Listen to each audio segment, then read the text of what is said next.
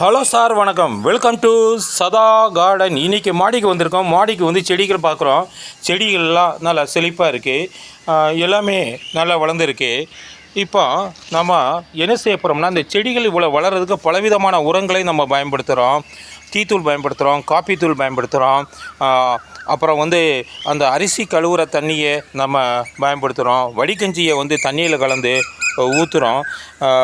பெருங்காயத்தூள் பயன்படுத்துகிறோம். இது மாதிரி பலவிதமான பொருட்களை நம்ம பயன்படுத்துகிறோம். இப்போ எல்லாமே கலந்த ஒரு உரமாக இருந்தால் எப்படி இருக்கும் அப்படின்னு யோசிச்சு பாருங்கள். ரொம்ப சந்தோஷமாக இருக்கும். அப்போ எல்லாமே கலந்த ஒரு உரம் என்ன அப்படின்னா, அதுக்கு தான் ஒரு சிறந்த உரமாக இன்றைக்கி உங்களுக்கு ஒன்று சொல்ல போகிறோம்.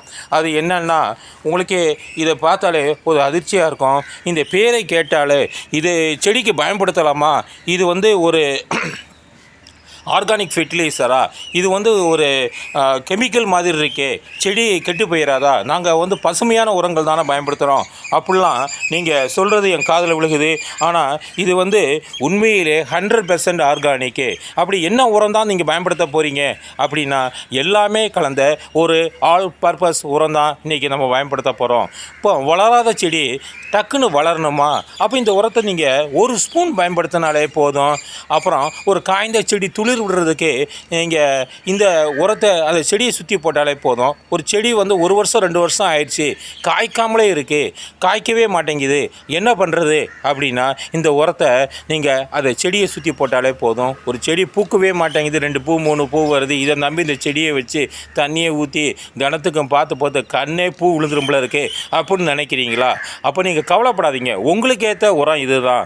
சரி, அப்படி என்ன தான் இந்த உரத்தில் இருக்குது? நைட்ரஜன் இருக்குது, பொட்டாசியம் இருக்குது, கால்சியம் இருக்குது, மெக்னீஷியம், எல்லா சத்துக்களும் இருக்குது. குறிப்பாக உங்களுக்கு தேவையான அந்த நைட்ரஜன், பாஸ்பரஸ், கால்சியம் இருக்குது. குறிப்பாக அந்த இந்த கால்சியம் பற்றி சொல்லணும்னா, கால்சியம் பற்றாக்குறை இருந்தால் ஒரு செடியானது வெளுத்து போயிடும், அப்படியே அந்த வளர்ச்சி குன்றிடும், அப்படியே நின்றும்.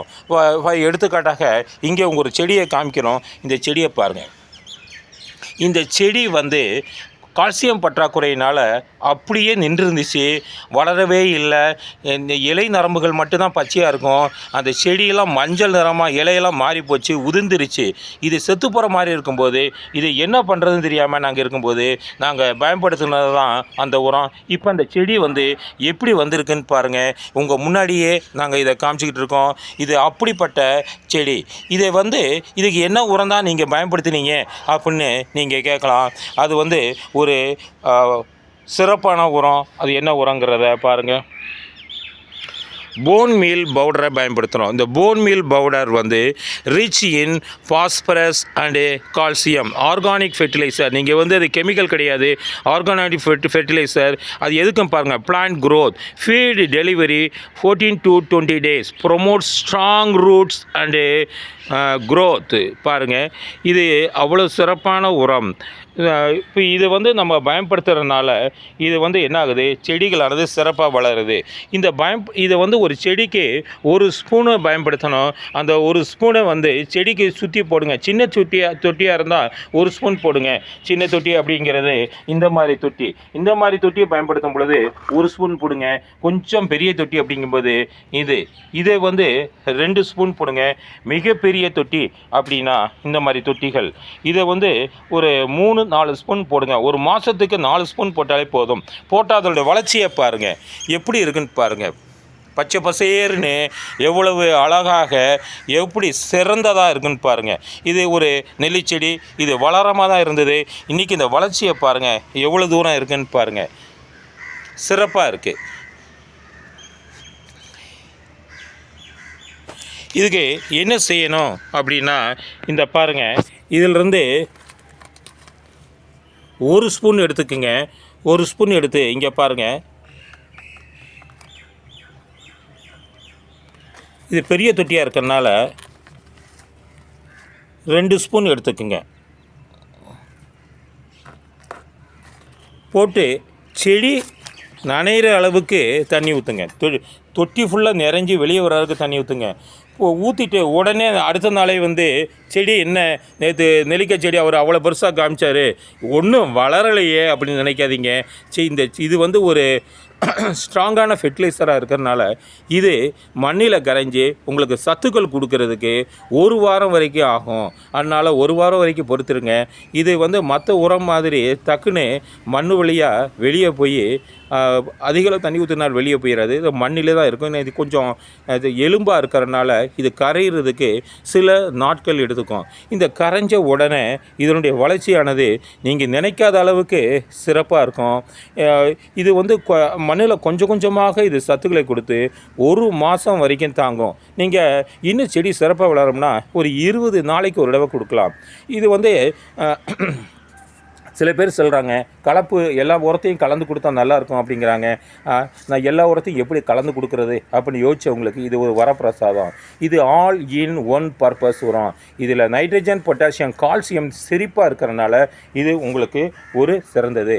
நைட்ரஜன் வந்து இலைகள் நன்றாக வளருவதற்கும் பச்சையம் கிடைப்பதற்கும் தேவை. இதை பாருங்கள், நல்லா வளர்ந்துருக்க பாருங்கள். இது இருந்தால் தான் இது போட்டோசிந்தசிஸ் பண்ண முடியும். சூரியனுடைய ஆற்றலை எடுத்துக்கிட்டு பச்சையத்தின் மூலமாக நமக்கு பூக்கள், காய்கள், கனிகளை கொடுக்கறதுக்கு இந்த இலை வளர்ச்சி ரொம்ப முக்கியம். தண்டு வளர்ச்சி ரொம்ப முக்கியம். இந்த இலை வளர்ச்சி, தண்டு வளர்ச்சிக்கு ரொம்ப முக்கியமானது எதுன்னு கேட்டால் நைட்ரஜன். இந்த நைட்ரஜன் வந்து இந்த போன் மீலில் வந்து நிறைய சேர்ந்துருக்கு. இந்த போன் மீல் எப்படி தயாரிக்கிறாங்க அப்படின்னு கேட்டால், இறந்த விலங்குகளுடைய எலும்புகளை சுத்தப்படுத்தி அதை ஸ்டீம் மூலமாக அதை தூளாக்கி நமக்கு செடிக்கு பயன்படுத்துறது கொடுக்குறாங்க. அதனால் இது செடிக்கு போகிறனால நாருமா அப்படின்னு கேட்டால் கெட்ட வாடையெல்லாம் வராது. இதெல்லாம் வந்து இயற்கையில் வந்து சுத்தப்படுத்துறதுனால இதனுடைய தெரியாது. இப்போ இந்த கால்சியம் சத்து அப்படிங்கிறது நம்ம வந்து முந்தி சுண்ணாம்பு தண்ணியில் கலந்து ஊற்றினோம். அப்புறம் வந்து முட்டை ஓடை அப்படியே காய வச்சு அதை பொடியாக்கி அதை செடிக்கு போட்டோம். இந்த முட்டை ஓடு காய வச்சு பொடியாக்கி செடிக்கு போகிறதுக்கு ஒரு 3-4 நாள் ஆகும். இந்த முட்டை ஓடு கரைஞ்சி செடிக்கு போகிறதுக்கு இன்னும் ஒரு 10-15 நாள் ஆகலாம். அதுக்குள்ளே அந்த செடியானது இறந்து விடும். ஆனால் போன் மீல் பவுடர் அப்படி கிடையாது. அது செடிக்கு உடனடியாக பலனை கொடுக்கக்கூடியது. நைட்ரஜன் சத்தை பற்றி பார்த்தோம், கால்சியம் சத்தை பற்றி பார்த்தோம். பொட்டாசியம் சத்தானது காய்கள், கனிகள் அதிகளவு உருவாவதற்கும் பூக்கள் அதிகளவு பூப்பதற்கும் தேவை. இப்போ வந்து இந்த பொட்டாசியம் சத்து வந்து இருக்கிறனால நம்ம செடியானது நன்கு காய்கள், கனிகள் எல்லாம் கொடுக்கும். இப்போ இந்த நெல்லிக்காவை நீங்கள் அந்த போன் மீல் பவுடர் வளர்ச்சிக்கு ஒரு சான்றாகவே நாங்கள் காமிச்சிட்ருக்கோம். எவ்வளோ தூரம் அந்த போன் மீல் வந்திருக்கு பாருங்கள். இந்த செடிகளை நீங்களே பாருங்கள் எவ்வளவு சிறப்பாக இருக்குன்னு பாருங்கள். ஒரு சின்ன தொட்டியில் இந்த செடி எவ்வளவு சிறப்பாக வந்திருக்குன்னு பாருங்கள்.